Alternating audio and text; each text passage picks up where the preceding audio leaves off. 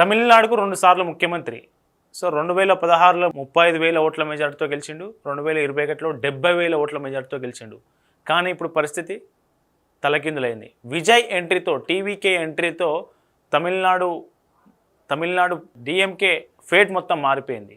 స్టాలిన్ నేరుగా ఆ ఫేటు ఎక్కడి దాకా తగిలిందంటే నేరుగా డిఎంకే అధినేతకే తగిలింది. డిఎంకే అధినేత ప్రస్తుతం వెనుకంజలో ఉన్నారు. గత 2 సార్లు అక్కడి నుంచే పోటీ చేస్తున్నటువంటి కొలతూరు అసెంబ్లీ కాన్స్టిట్యున్సీ పోటీ చేస్తున్నటువంటి స్టాలిన్ ఈసారి వెనుకంజలో ఉన్నారు. ఎన్ని ఓట్ల తేడాతో వెనుకంజలో ఉన్నారో మనం చూద్దాం. సో ఇది స్టాలిన్ పరిస్థితి.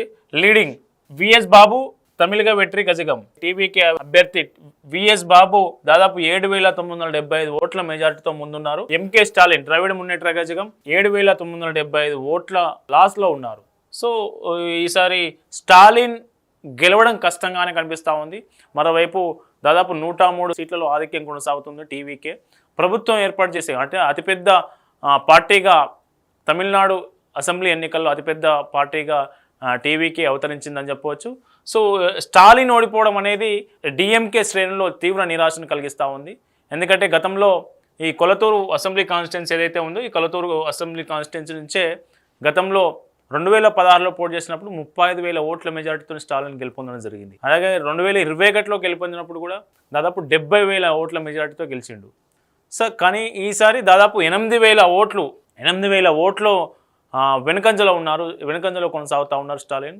సో ప్రస్తుతం కౌంటింగ్ కొనసాగుతూ ఉంది. చివరి వరకు 8,000 ఓట్లు ప్లస్ ఇంకా అదనంగా ఇంకేమైనా ఓట్లు సంపాదించుకొని ఆయన విజయం సాధిస్తారా, లేకపోతే ప్రతిపక్ష హోదా కూడా దక్కే పరిస్థితి లేకుండా పోతుందా, ఏం జరగబోతుంది అనేది ఆసక్తికరంగా మారింది. తమిళనాడు అసెంబ్లీ ఫలితాలు వెలువడుతూ ఉన్నాయి. సో నెక్స్ట్ అట్లాగే మనకు అందరికి తెలుసు, తెలుగు ప్రజలకు అందరికీ తెలుసు, సుపరిచితురాలు ఎవరైతే తమిళిసై సౌందరరాజన్, మన తెలంగాణ గవర్నర్గా పనిచేసినటువంటి వ్యక్తి తమిళిసై సౌందరరాజన్ కూడా ఈసారి తమిళనాడు అసెంబ్లీ ఎన్నికల్లో మైలాపూర్ అసెంబ్లీ కాన్స్టిట్యున్సీ పోటీ చేస్తున్నారు. ఆ మైలాపూర్లో ఆమె వెనుకంజలో ఉన్నట్టు తెలుస్తూ ఉంది. ఒకసారి చూద్దాం ఎన్ని ఓట్ల మెజార్టీతో ఆమె వెనుకంజలో ఉంది Mylapore assembly constituency. So first TVK అభ్యర్థి ఇక్కడ వెంకటరమణ ముందంజలో ఉన్నారు. దాదాపు 16,525 ఓట్ల మెజార్టీతో ఉన్నారు. ఆ తర్వాత స్థానం డిఎంకే అభ్యర్థి వేలుదా. అట్లా 3వ స్థానంలో భారతీయ జనతా పార్టీ అభ్యర్థి తమిళిసై సౌందరరాజన్ ఉన్నారు. సో దాదాపు 21,201 ఓట్ల వెనుకంజలో కొనసాగుతూ ఉన్నారు సౌందరరాజన్ గారు.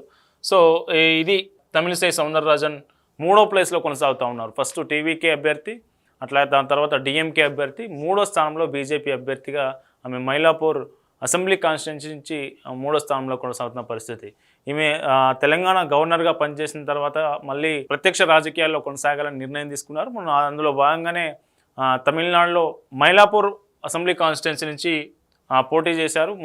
వినూత్నంగా ప్రచారాలు కూడా చేశారు. సో ఈ 2 పార్టీల తర్వాత 3వ స్థానానికే బీజేపీ ఇక్కడ పరిమితమైందని చెప్పవచ్చు.